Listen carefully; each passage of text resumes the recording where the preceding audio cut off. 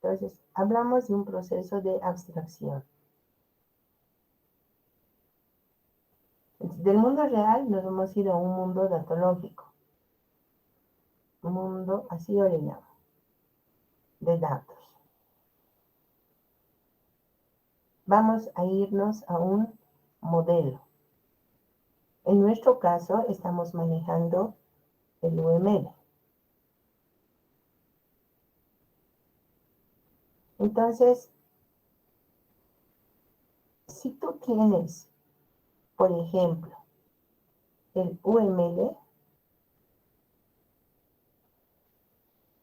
digamos, si tienes este diagrama que es herencia simple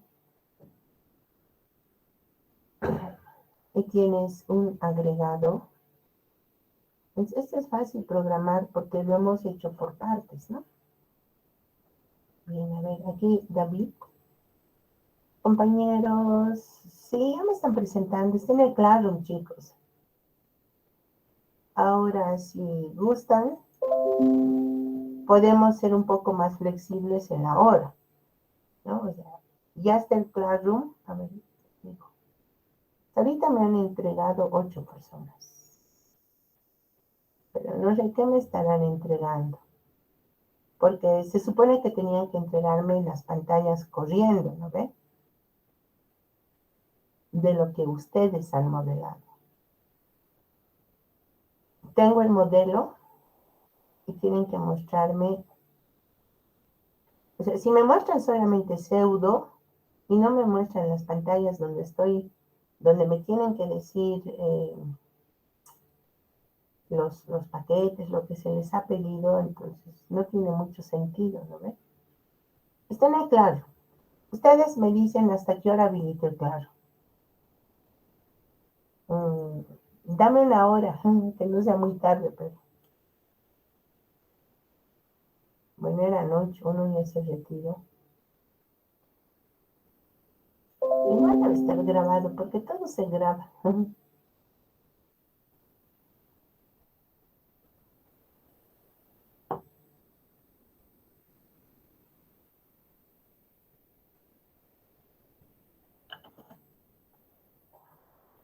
¿Les parece hasta las 8? A las 8 lo cierro. ¿Okay? Va a estar abierto hasta las 8.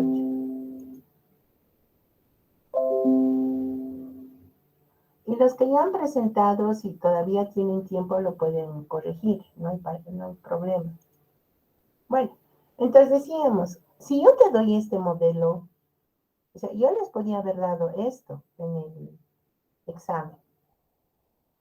Pero no tiene sentido, porque esto es lo mismo que hemos estado haciendo en clases, ¿no ve?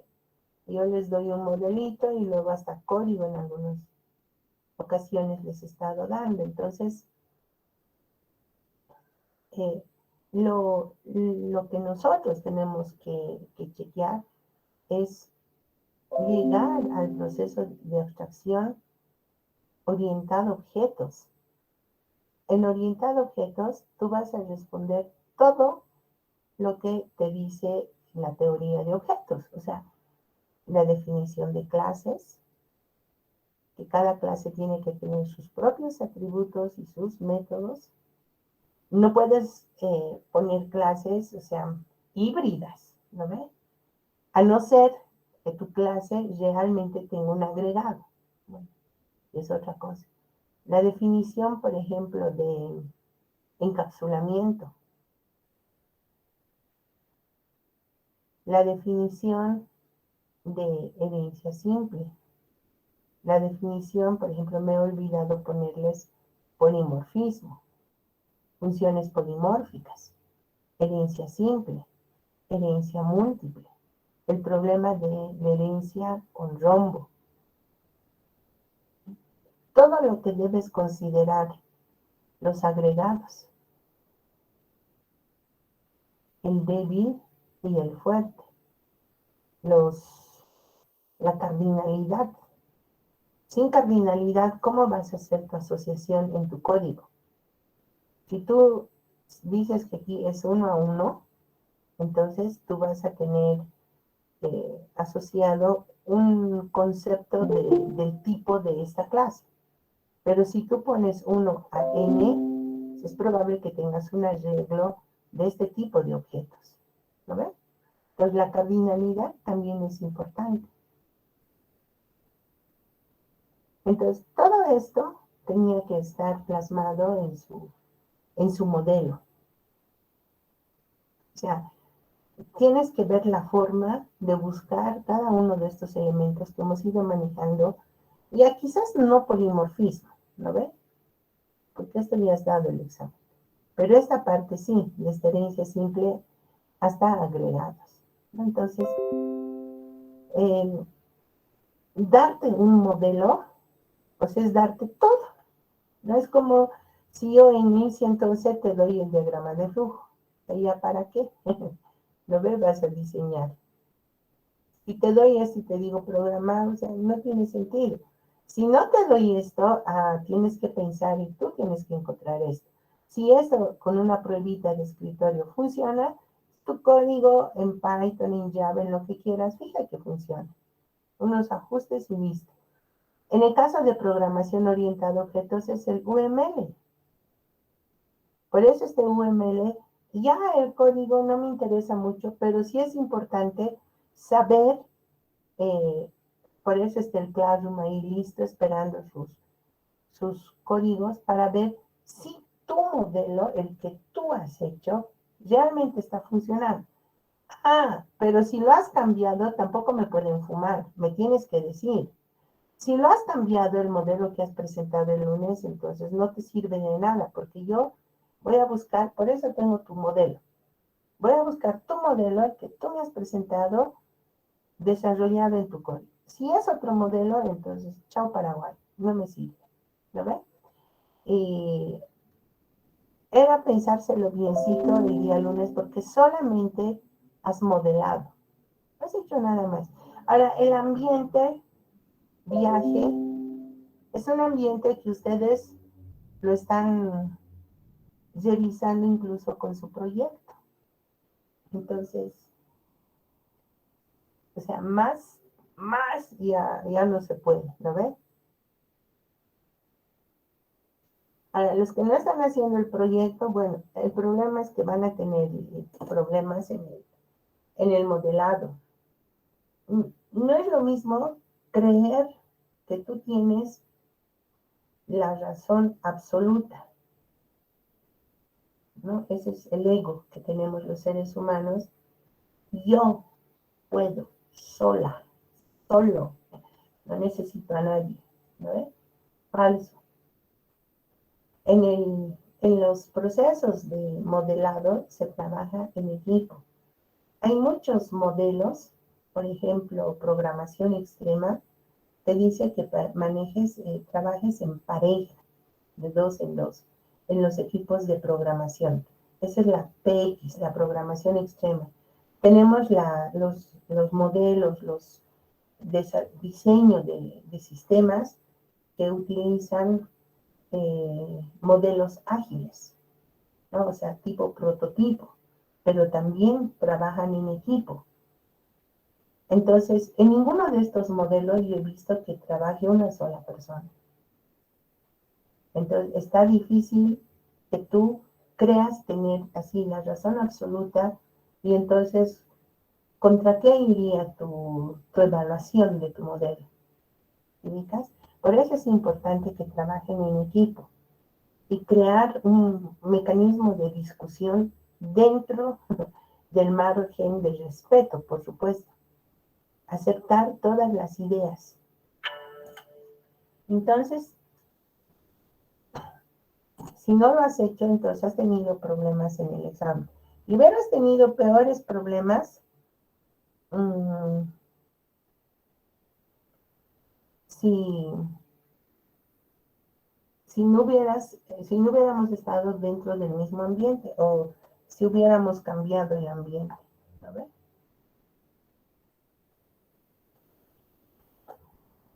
Claro, otro ambiente te hubiera dejado, por ejemplo, la liga de fútbol. ¿No? Algunas chicas, no, si yo nunca voy al fútbol. Bueno, bien chicos, entonces no se olviden hasta las, ojalá no me olvide yo, horas 20 voy a recibir sus trabajos en Classroom. Horas 20 de hoy, ¿de acuerdo? Mientras tanto,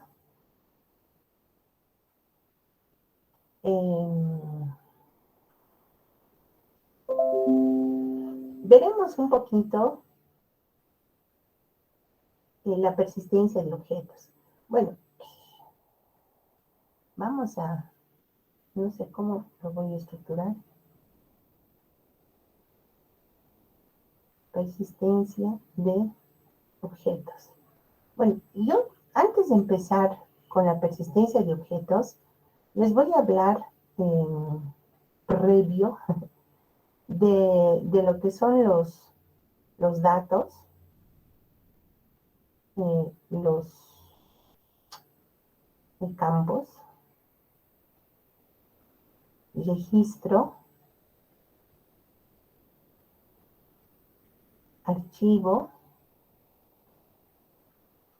y organización.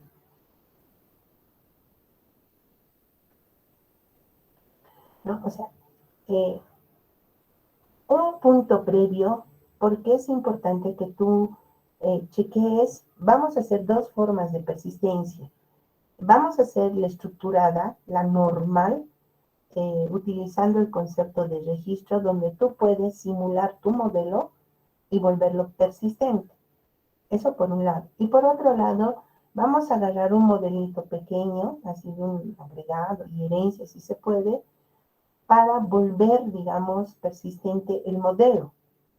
O sea, hay dos formas, si vale el término, de volver persistente. Uno es utilizando el concepto de registro y archivo, y el otro es agarrar un modelo y volverlo persistente, pero utilizando las herramientas del Java, que es un componente grande, un macro, una clase macro, que le llaman serializable. Entonces, podemos hacer los dos, pero el otro que es inmediato lo vamos a hacer al final. Este que es un poquito larguito, pero es importante para que tú sepas cómo funcionan eh, estos conceptos. Hasta ahora tú has estado, te podría decir, como que, qué macana, ya, porque creas el objeto y el objeto desaparece, ¿no? Cuando tu programa lo cierras. Entonces, volver persistente los objetos significa que estos objetos se van a crear, se van a quedar grabados en memoria, en algún lugar de tu memoria. Obviamente tu memoria auxiliar. Entonces, hagamos un ejemplo. A ver, aquí tengo, estaba chequeando.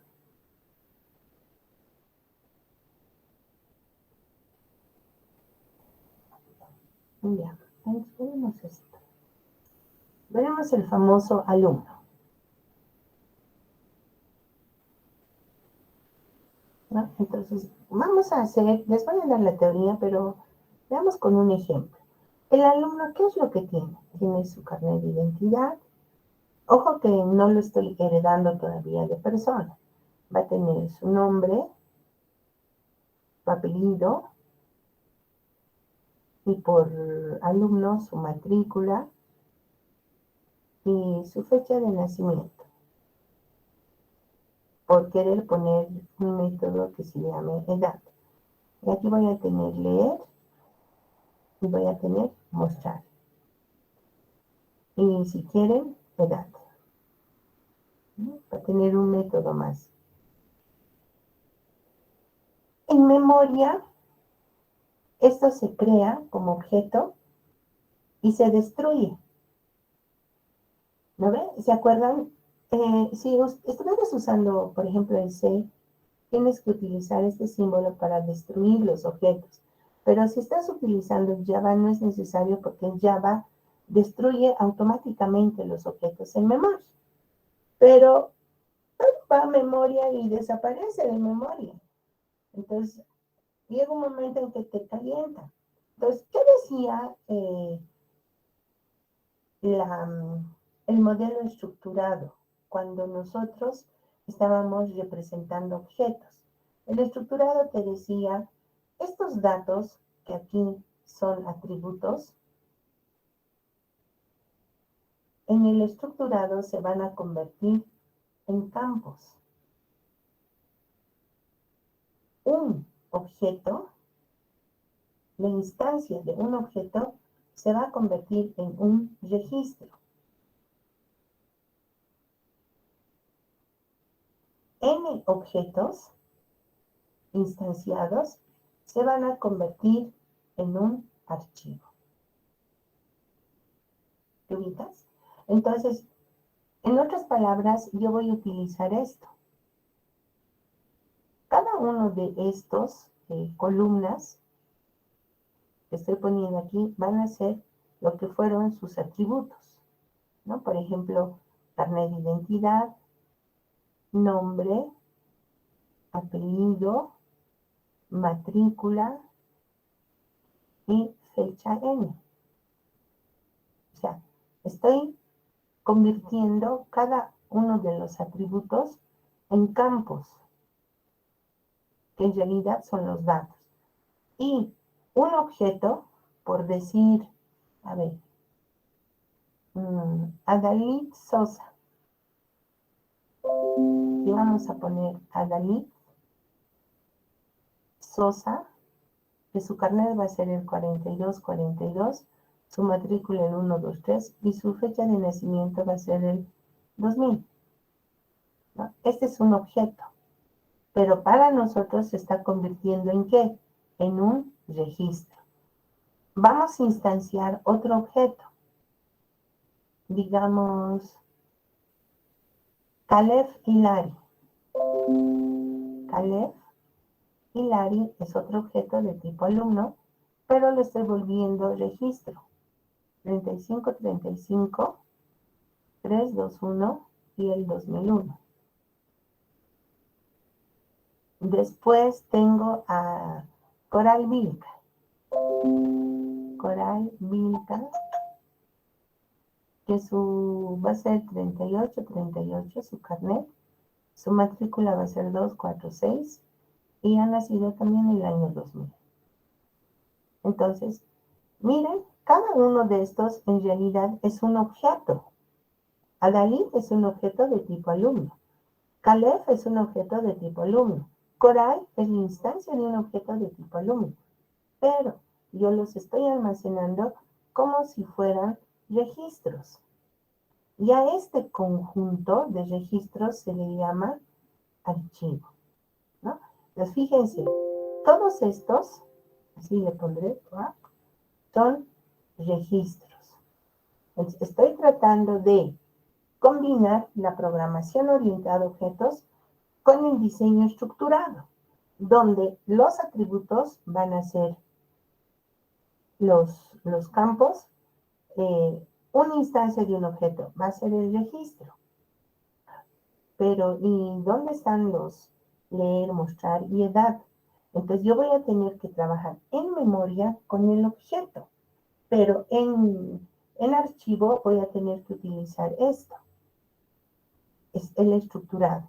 Voy a almacenar los datos estructurados, pero cada vez que yo saque un dato, lo voy a convertir en objeto. Y como va a ser objeto, voy a poder leer, voy a poder mostrar y voy a poder tener la edad, ¿no? Y solamente el objeto se va a almacenar cuando yo quiera almacenarlo en mi archivo, ¿no? Lo que no puedo almacenar en este momento son los métodos, pero los métodos están creados con la clase. Entonces, ¿cómo yo podría arreglar ese problema? Bien fácil. Otra vez, aquí voy a tener alumno. Ay, CI, nombre, apellido, ¿no ven? CI, nombre, apellido, matrícula. Y después vamos a ver cómo lo hacemos con herencia. Y fecha de nacimiento.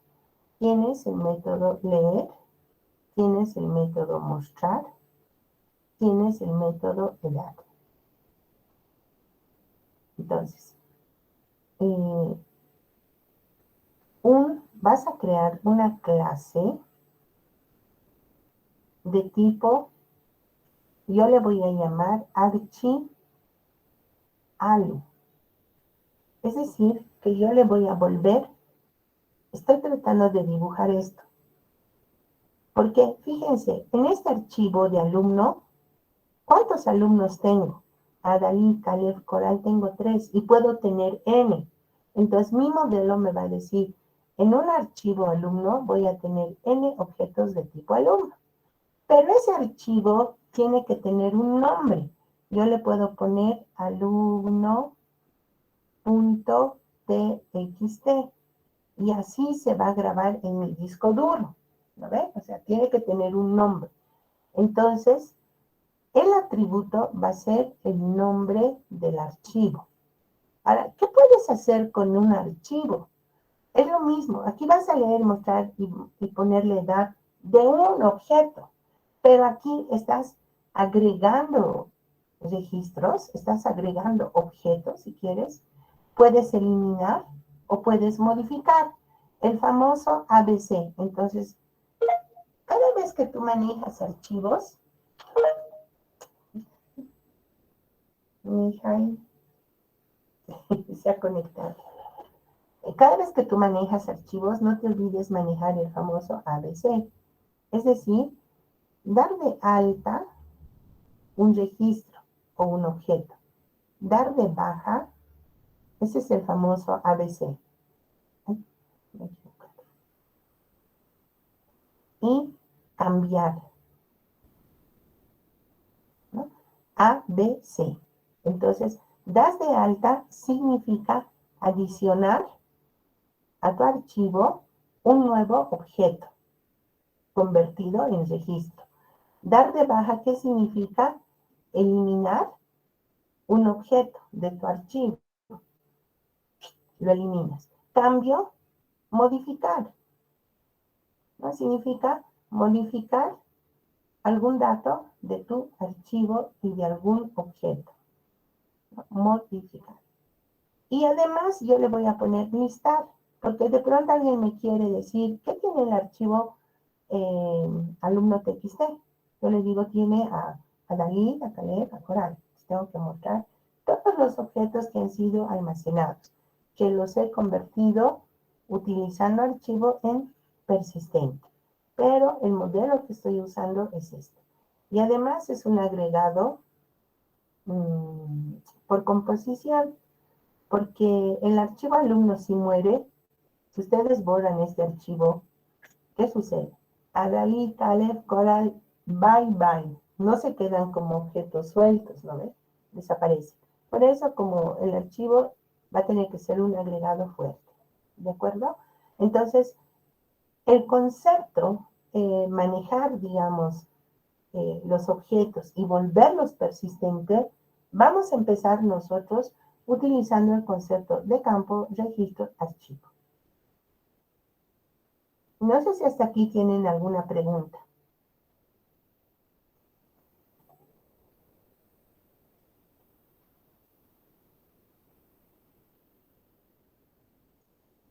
¿Están entendiendo?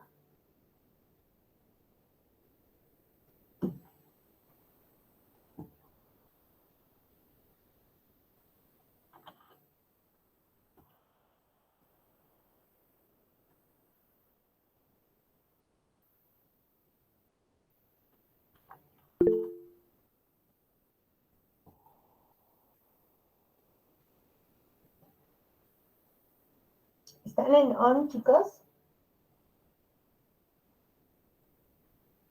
¿O vuelvo a repetir?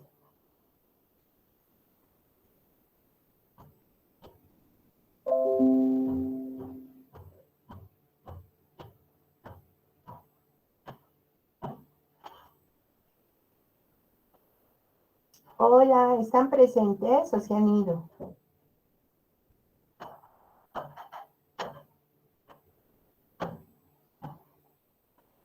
Bien, una vez más. Entonces, lo que nosotros hemos hecho hasta ahora, chicos, ha sido eh, definir una clase, un alumno. Pero la instancia de un alumno, por ejemplo, Adalid, solito Adalid, es un objeto que hemos instanciado, que puede ser a través de un constructor por defecto, con argumentos.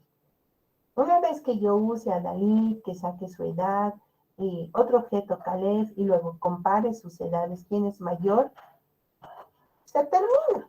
No hay más, ¿no ven? Porque son dos objetos que van a estar instanciados. Pero ahora lo que yo quiero es, cada vez que instancie un objeto, estos objetos se vayan almacenando, se vayan archivando, se vayan guardando. Por eso aquí he puesto una instancia del alumno, va a ser Adalid Sosa con todos sus datos. Otro objeto instanciado va a ser Caleb, con todos sus datos.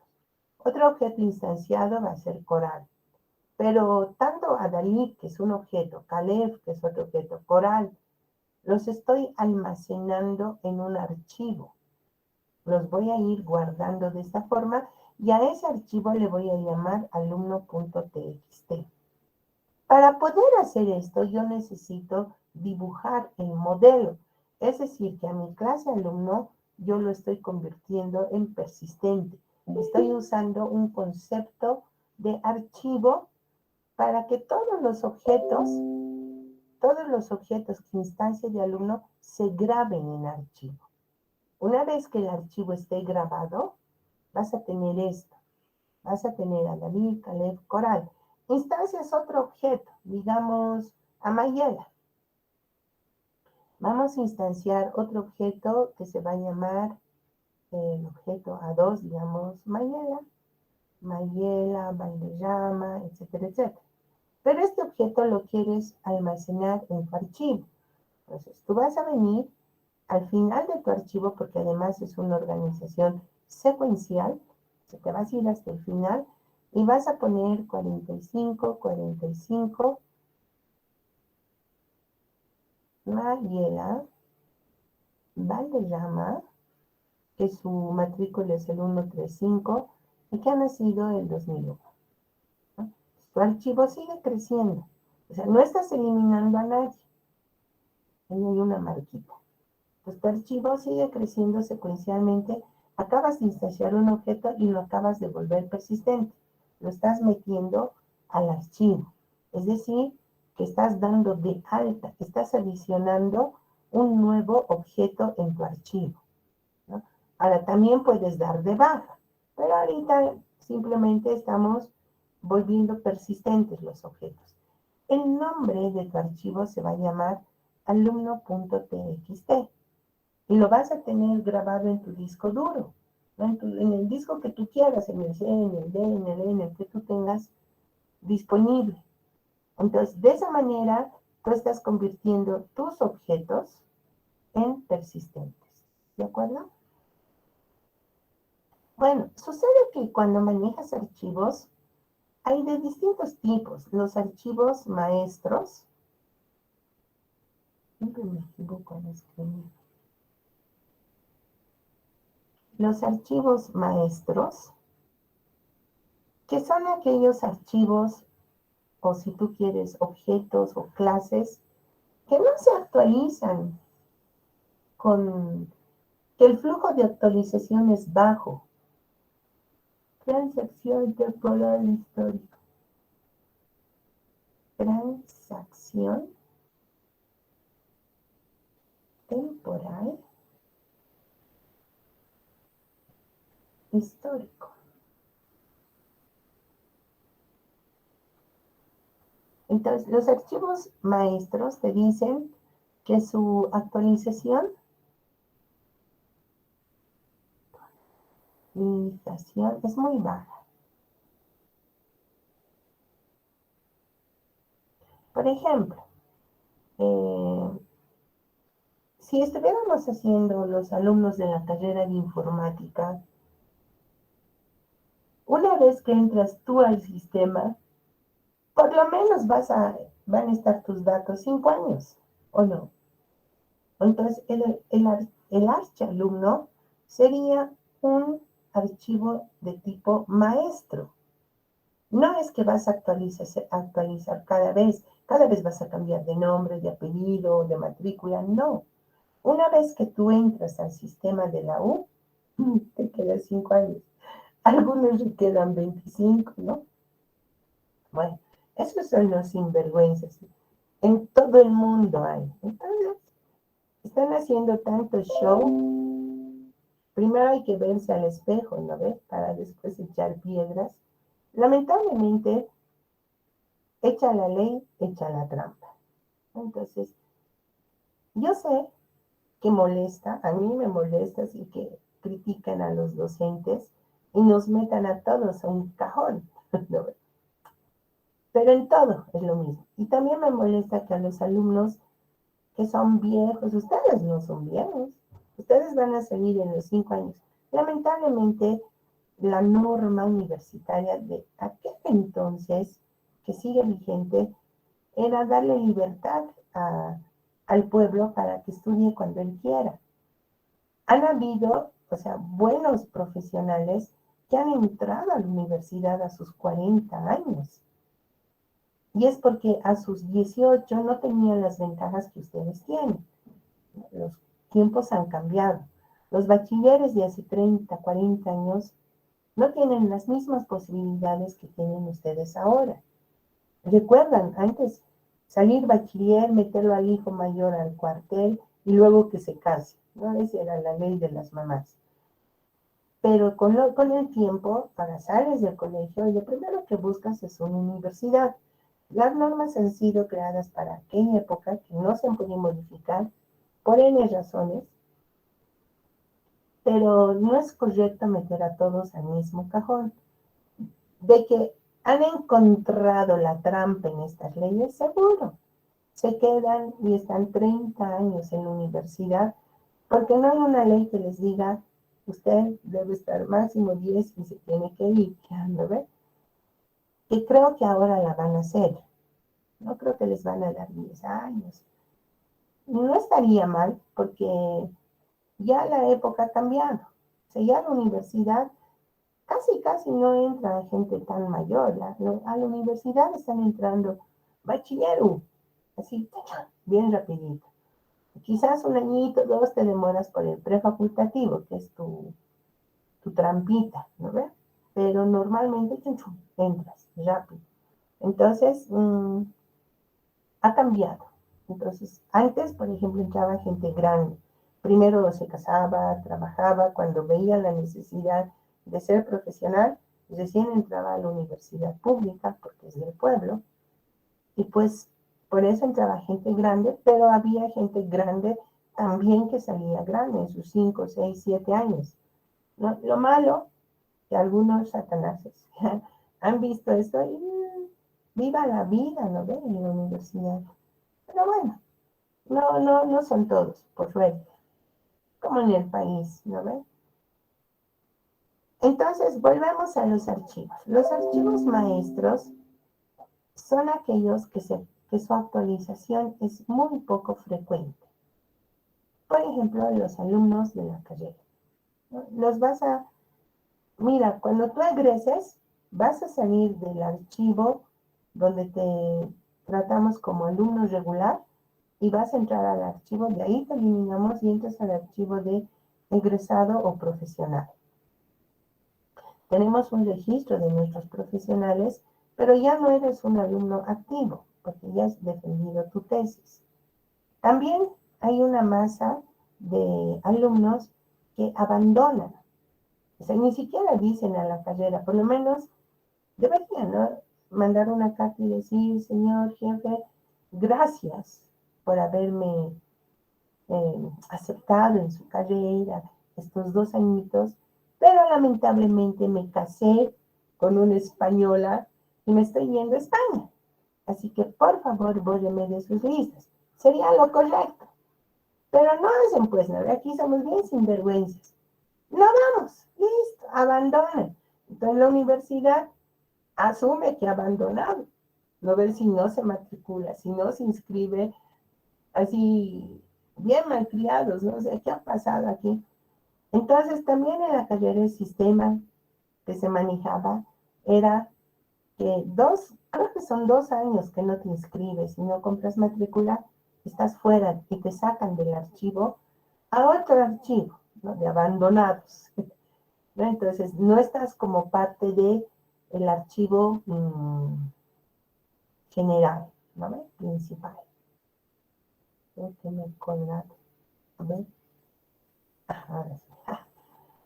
Entonces, a eso le llamamos los famosos archivos maestros. Ven, chicos, hay tantas, incluso cuando tú te inscribes a una materia. Por ejemplo, vean ustedes el MIT. Yo tengo inscritos 100 alumnos, más o menos.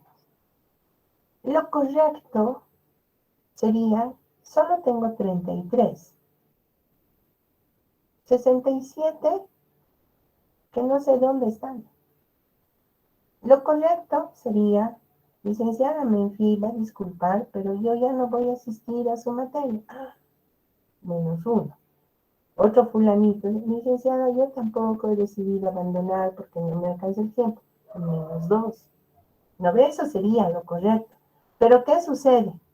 Abandonan y les vale, o sea, sin respeto, sin remordimiento, sin nada que les duela.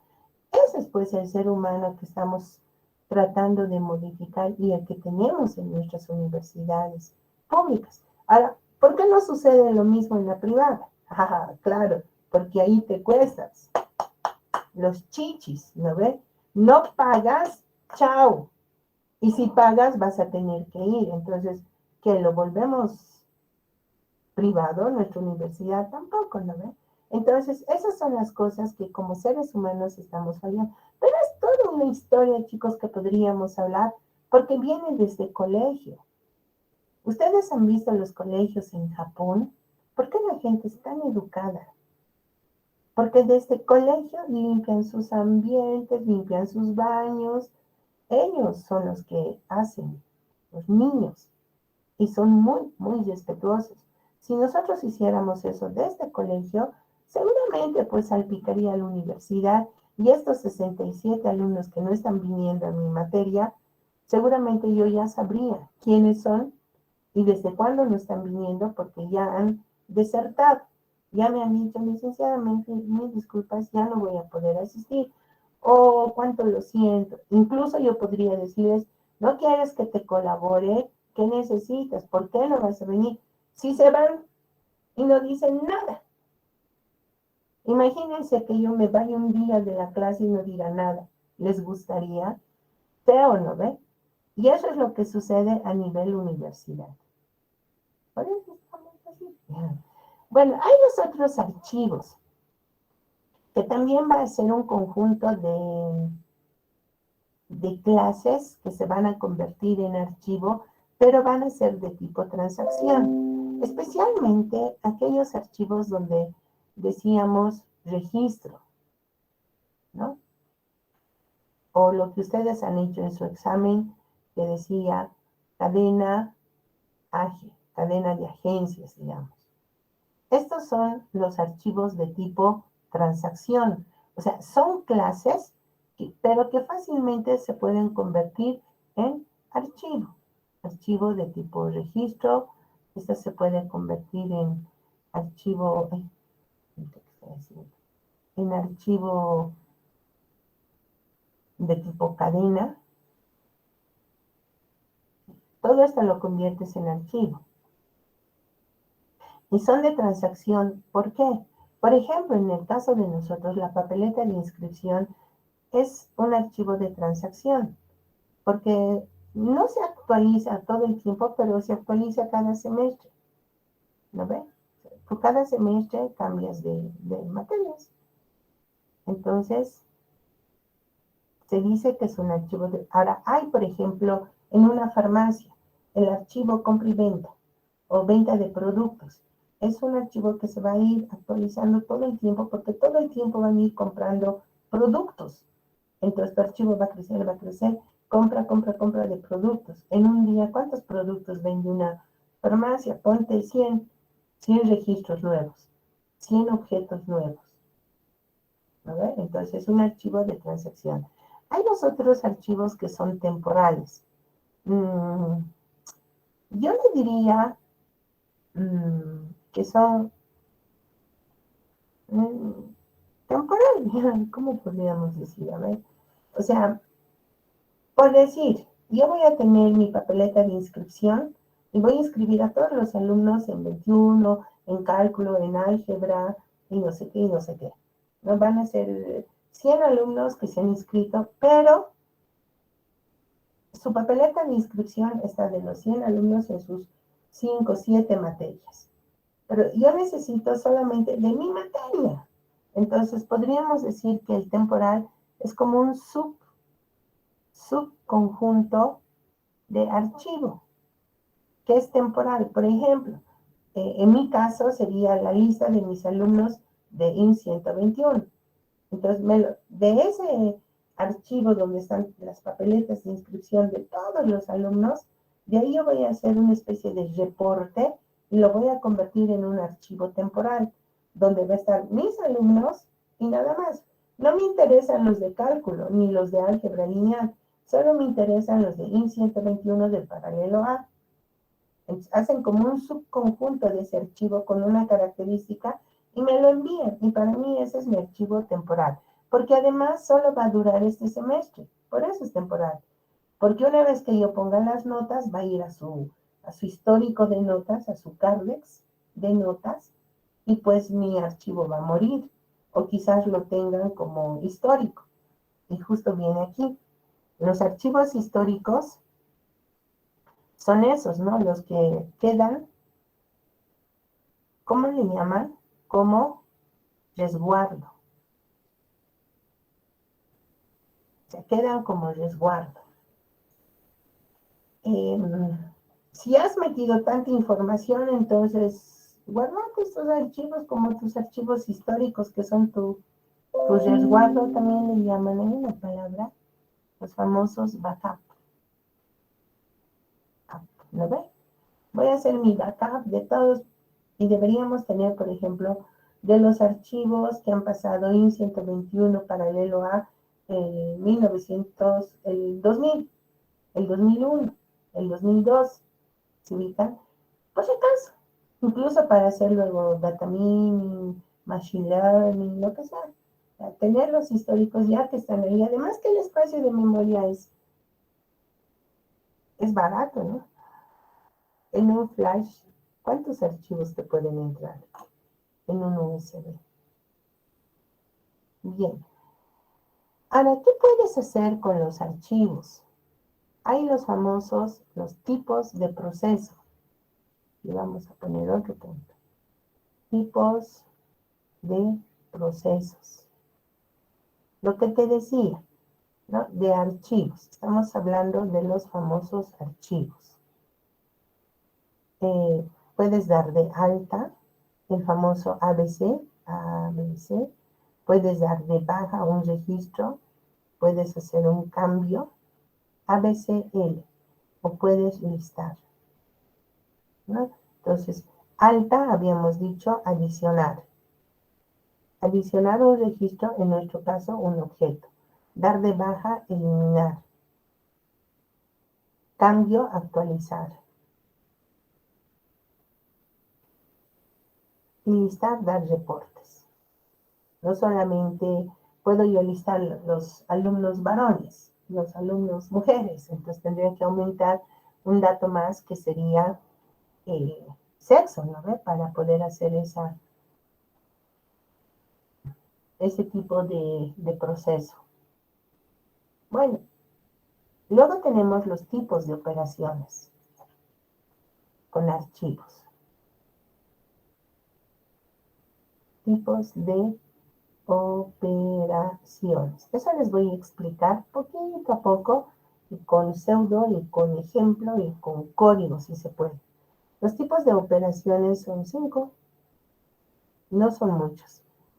En la mayoría de los lenguajes que manejan archivos tienes que abrir, abrir el archivo, leer el registro, procesar, escribir y cerrar. Cada vez que tú haces manejo de archivos, las operaciones con archivos son estas. Abres un archivo, lees el registro, procesas, escribes y cierras. ¿De acuerdo?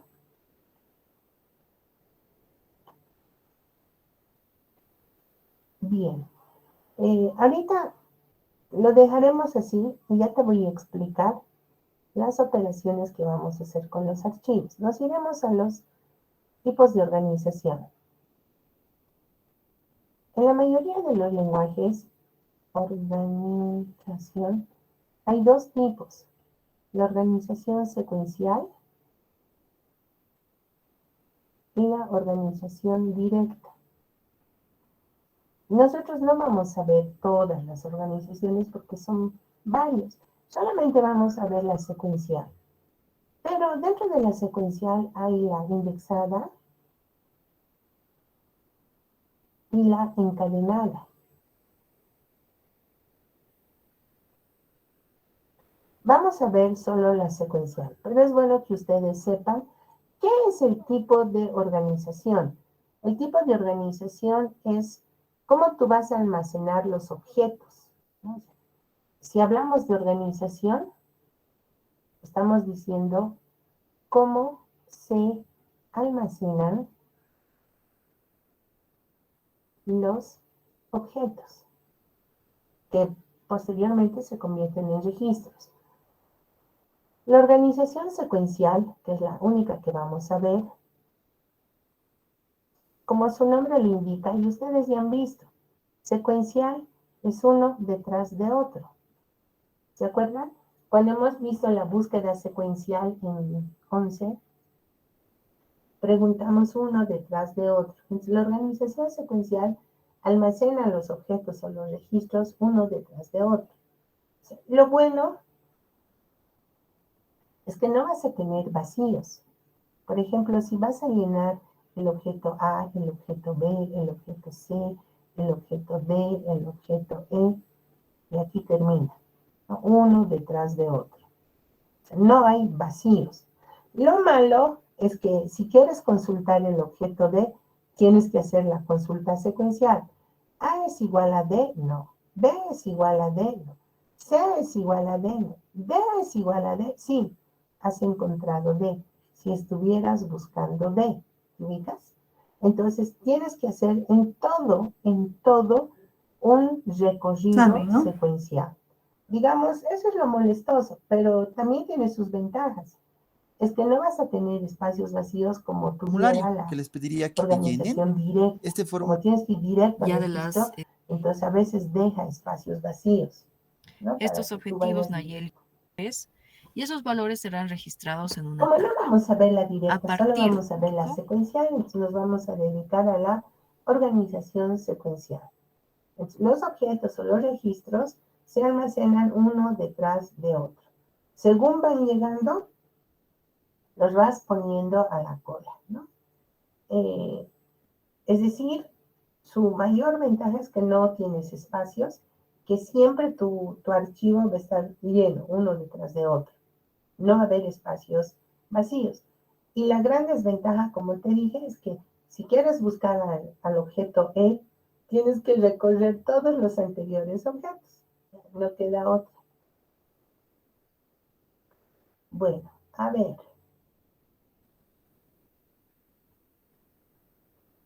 Vamos a ver este ejemplo.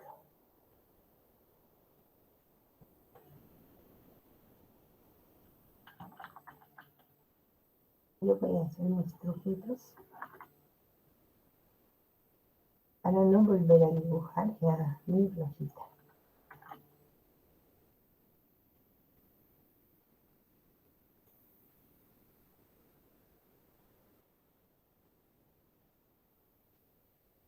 Este hemos visto, ¿no ven?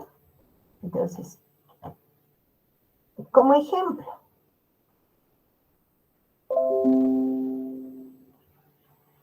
ya tenemos nuestro modelo, ¿no ves? Ya más o menos sabemos, este es nuestro modelo. Tenemos el objeto alumno y lo vamos a volver persistente de esa forma. ¿Lo ves? Y este es nuestro modelo. A la clase alumno le estamos volviendo persistente. Pero cada vez que adicionamos un nuevo registro, lo estamos organizando de forma secuencial. ¿De acuerdo? Bien, entonces, pero ¿qué es lo que en realidad está pasando? Lo que en realidad está pasando, chicos, es que nosotros en memoria, en el código, utilizamos variables. Primero, tú tienes que conectar tu variable de tipo archivo con el archivo físico. Entonces, recuerden que aquí les había dicho que este se va a llamar alumno.txt o .doc o lo que tú quieras. Este es tu nombre físico. Es el nombre físico, cómo lo vas a grabar en el disco, ¿no? Pero para el algoritmo tú necesitas un nombre lógico, ¿no? Entonces, tienes que manejar los nombres lógicos para tu almacenamiento en el archivo. ¿Qué es lo que vamos a hacer? Fíjense, en memoria, esta es tu memoria, la memoria de tu computador.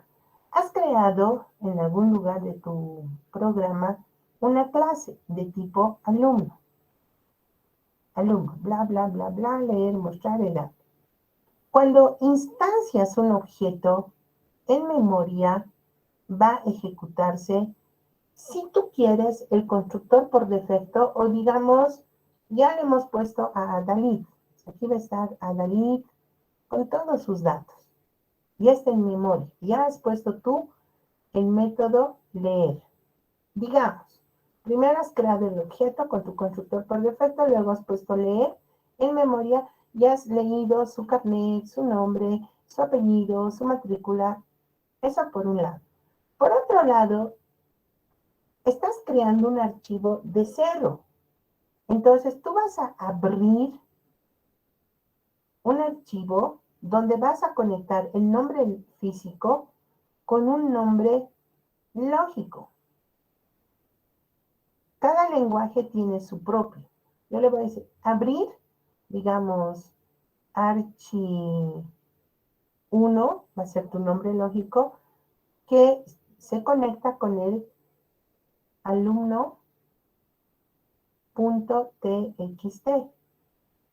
¿Te das cuenta? Estoy abriendo este archivo. Como no hay el archivo, va a abrir un archivo vacío. Y como es una organización secuencial, el puntero lo va a poner al primer registro. Cada vez que tú abres un archivo, el puntero va al primer registro, que en este caso no hay nada. Entonces, en memoria, tú estás creando un objeto, que es Adalit, Sosas, ta, ta, ta. Ahora, como ya tienes el archivo, ya está abierto, ahora le vas a decir escribir. Escribir en archivo, en archi1, punto, el objeto, digamos A1, ya no sé, el objeto alumno. Este es tu objeto A1. Vas a escribir, como algunos le dirían, write, en el archivo. Entonces, pero en este formato, carnet, nombre. Entonces, tú esto va a ser 42, 42, Adalid, Sosa. Aquí vamos a poner tu 1, 2, 3 y aquí tu A, ¿no? Y el momento que tú escribes, tu puntero va al siguiente registro. Y vuelves a crear en memoria otro objeto. Puede ser el A1 y vas a ejecutar el método leer. Ya no vas a poner a David, ahora vas a poner a Caleb. Y le vas a decir Caleb y todos sus datos. ¿Ve? Caleb, Hilary, 321, 2001. Otra vez le dices escribir, una sola vez has abierto el archivo. Ahora le vas a decir escribir dentro de un ciclo las veces que tú quieras. ¿Cuántos alumnos quieres inscribir? ¿Cuántos quieres escribir, mejor dicho? Vas a poner ahora a Caleb 35. Caleb, estás escribiendo lo que está en memoria en tu objeto a tu archivo. Hilary 321 del 2001. Y apenas terminas de escribir, tu puntero automáticamente baja al siguiente. ¿Ya no quieres escribir más? Entonces le dices close. Close archi 1. Al momento en que cierre el archivo, va a poner aquí un indicador que yo le llamo EOF. Fin de archivo. End of file. Y como lo has cerrado, los punteros desaparecen. Y tu archivo se queda aquí. Y no te olvides que este archivo se llama alumno físicamente.txt. Y lo puedes ver. Vas a tener a David y a Caleb. Y tienes el end of file, ¿no? Que es un microcódigo que se pone para decir que tu archivo está sellado. Y los punteros desaparecen.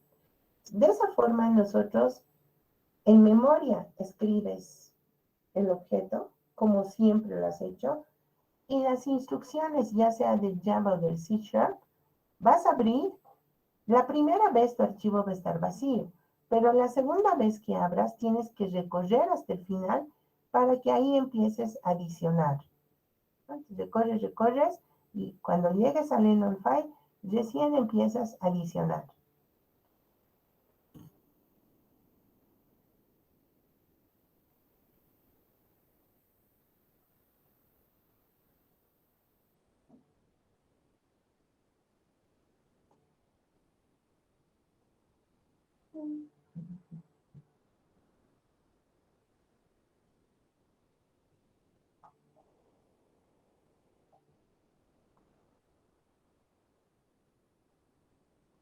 Bien, ¿qué les parece, chicos?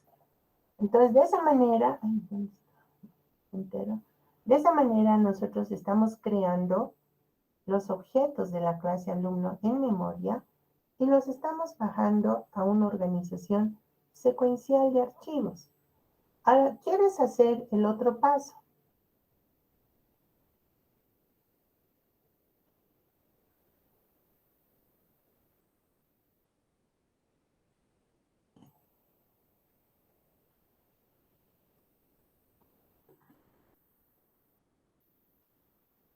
El otro paso sería listar. O sea, ya tienes el archivo.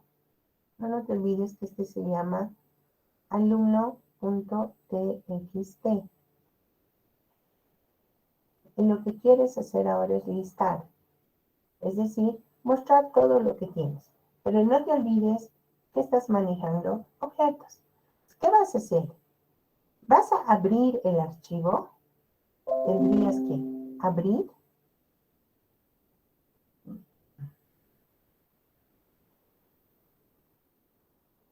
Bueno, hay que ponerle, digamos, archi1 alumno.txt. Y aquí necesitas el tratamiento de excepciones porque te puede decir que alumno.txt no existe, ¿no ves?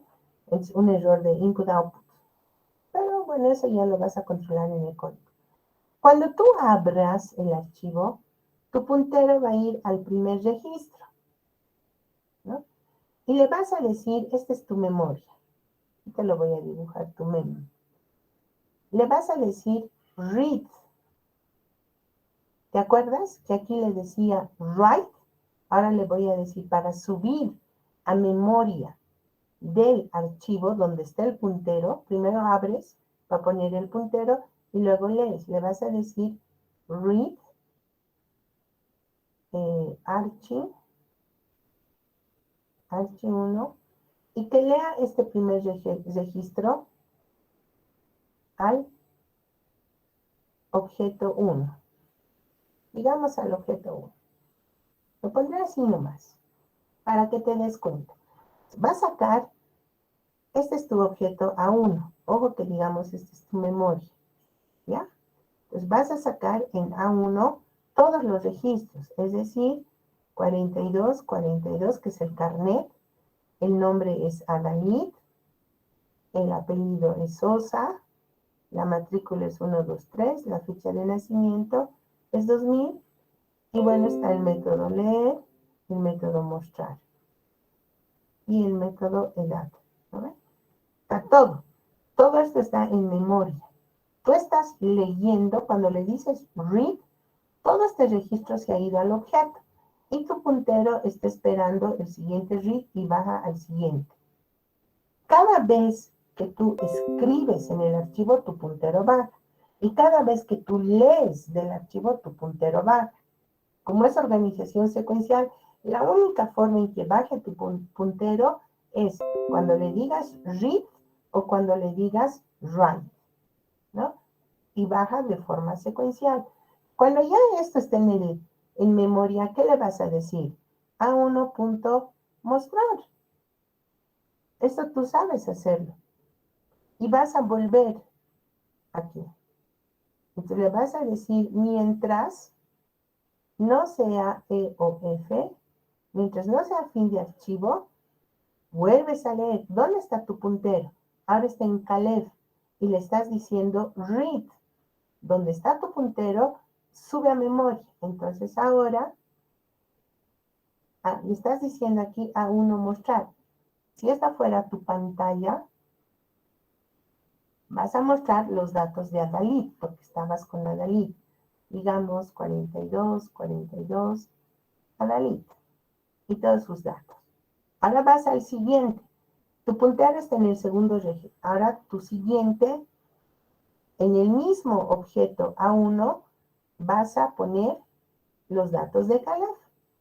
35, Calef, etc. ¿Lo ves?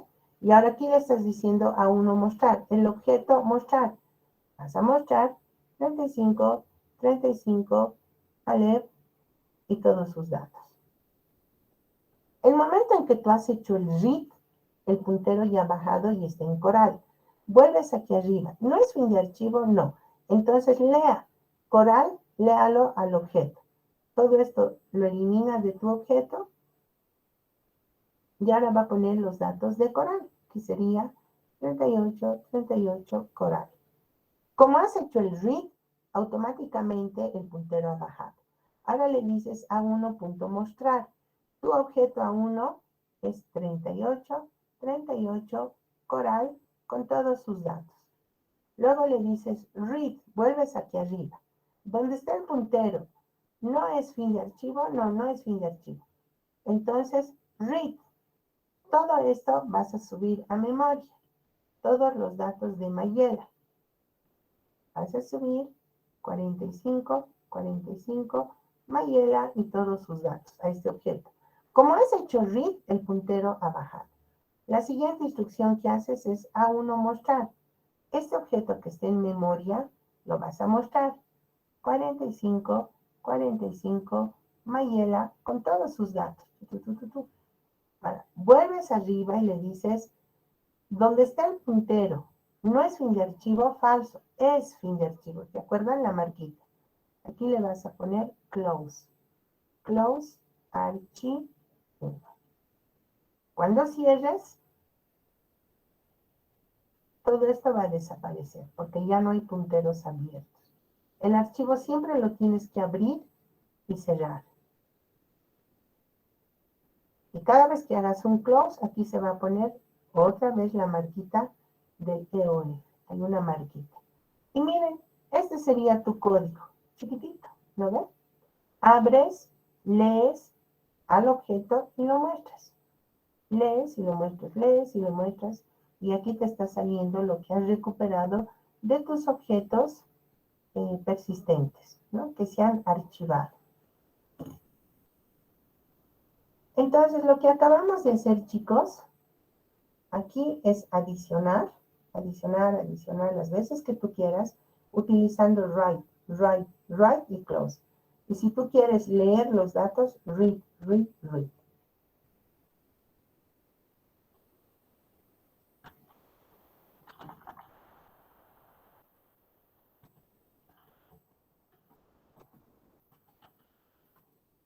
¿Han entendido adicionar y listar, chicos?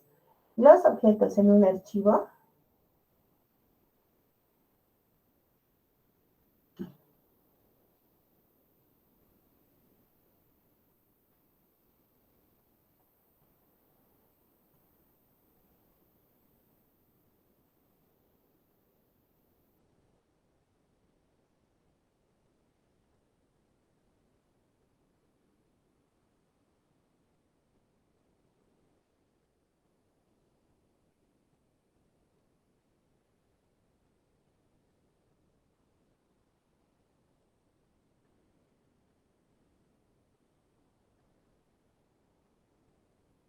¿No van a responder?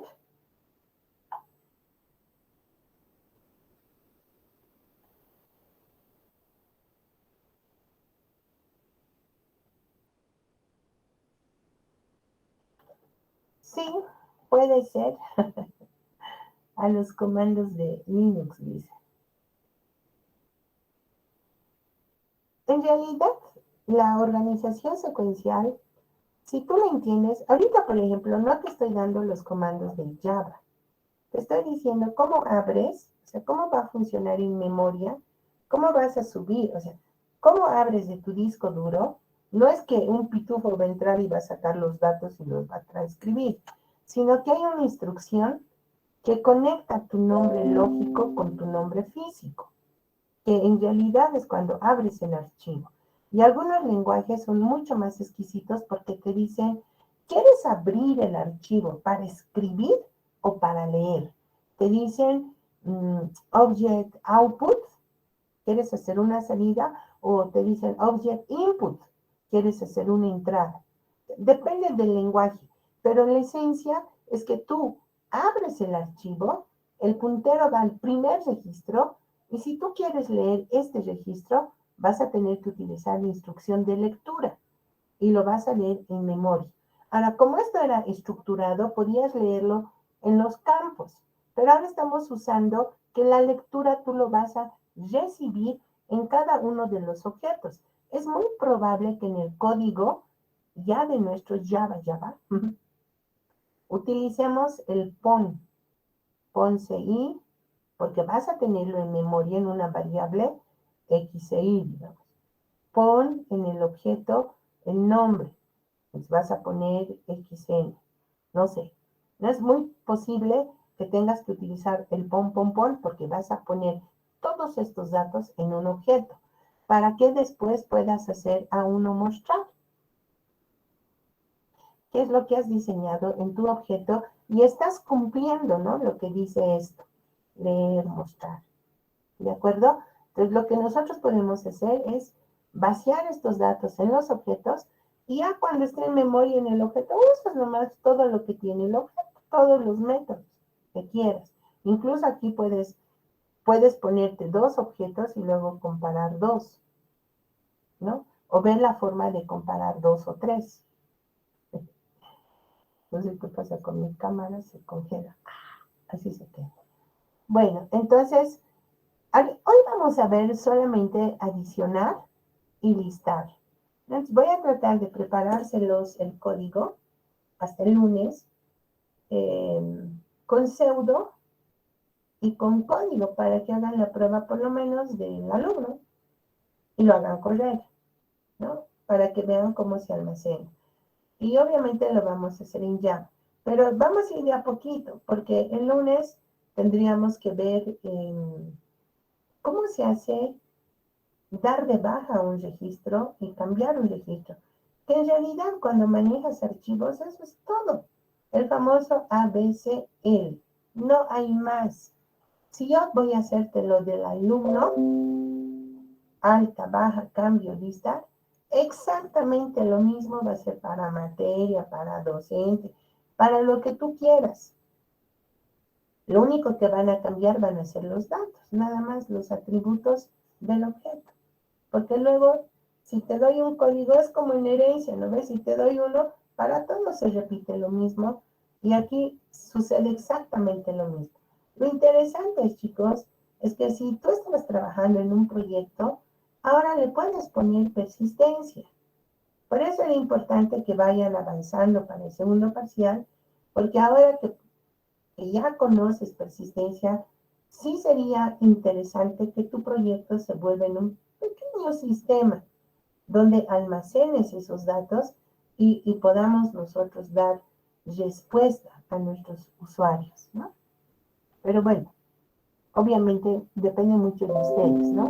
Vamos a ir viendo de a poco. Bien, si no hay preguntas, chicos, quedamos ahí. Entonces, hasta las 8 va a estar abierto el Classroom para que terminen de presentar sus exámenes. ¡Chao! Nos vemos. Y voten por Tapia, ¿ya? Nayeli, dime.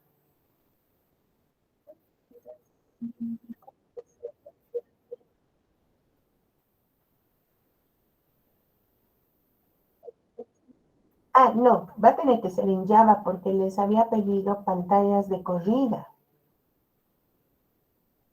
Si haces el pseudo no vas a poder hacer correr. Chao, nos vemos.